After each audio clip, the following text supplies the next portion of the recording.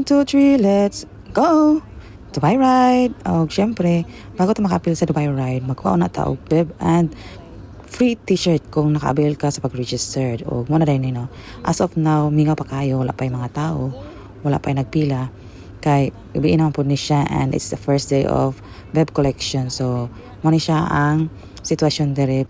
Sa mga mo appeal, nag-registered para sa Dubai Ride, arat na pagkuha na mo kay wala pa'y tao mingaw pa and this is the first day nga kuhaanan. So di pa kaya siya hassle maglinya and ang first thing na imong muon is kailangan na ang screenshot or ang email na QR code nga gasend sa imo and ari diri sa Zabel Park Gate 2 ni siya banda and ang nearest metro station is Max Metro Station, Exit 2. So remember, Metro Station, Max, and Gate 2. Tips di ay sa mga magkuha o bib and free t-shirt kung naamo.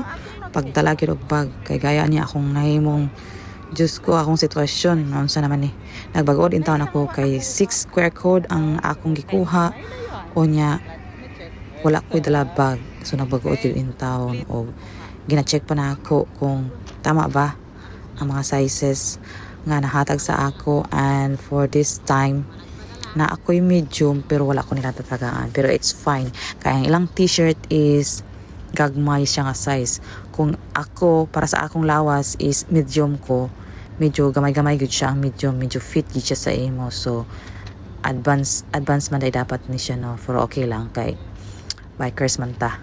Pwede ra kung luag ang atong sanina, no? Di ba ni pa fitting anak yun na siya.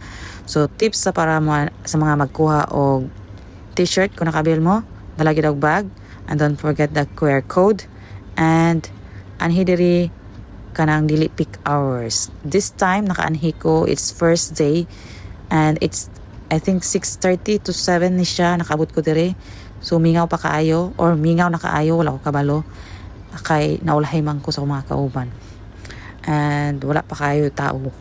So arat na sa mga gusto magkuha sa mga nag-registered and see you di to the big event, to the moment of truth sa mga bikers, mga cyclists nga gaya nako.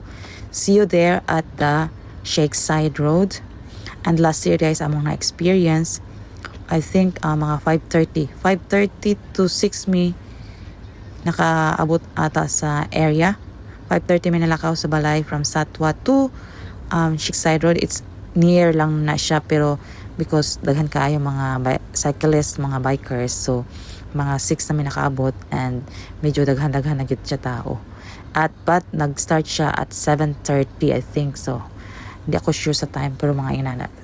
So dapat kaon gyud kay medyo taas-taas gyud ang oras sa paghulat. Kaon and dalagi og tubig. Pero this event naman po siya panghata nga tubig so don't worry. Pero dapat talagi kag extra kay syempre as a bikers need you og tubig every minute kay makauhaw gyud siya man. And mo na to sa mga gusto mag-anhi. And at of this moment nakita niya naman wala kay pila, wala kay tao. And this is the first day sa pagkuha sa bib and t-shirt. And gabi na po ni siya. So, muna yung sitwasyon karon. So, sa mga first time nga ma-appeal aning Dubai Ride, first time nimo karon nga year, arat na kuha na diri nearest metro station, Max, and Zabel Park. Baklay ka lang, Gate 2, remember, and bring a QR code, and come here bago mag-start ang event. Ana. See you mga bikers, and this is it. This is Glyza, and this is my vlog.